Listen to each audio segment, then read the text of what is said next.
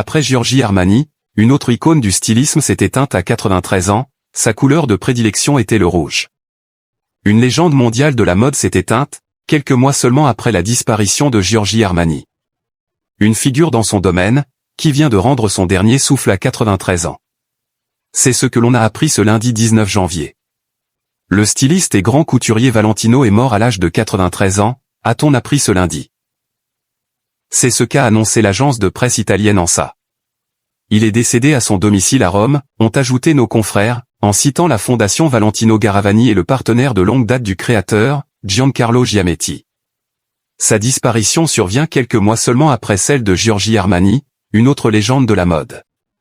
Valentino Clemente Ludovico Garavani est né le 11 mai 1932 à Vogra, en Lombardie.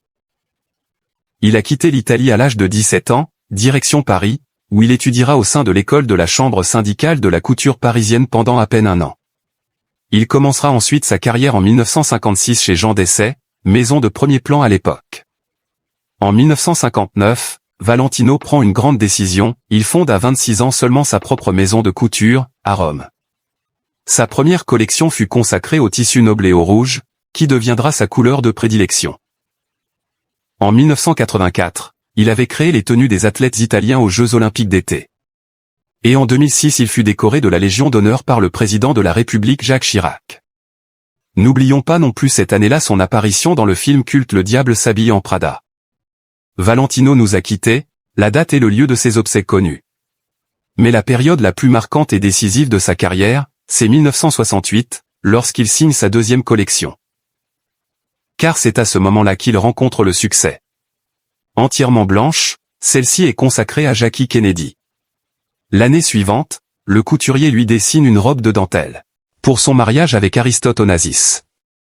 Celui qui signait ses créations d'un grand V a ouvert sa première boutique à Milan, puis d'autres à New York, Rome et Tokyo.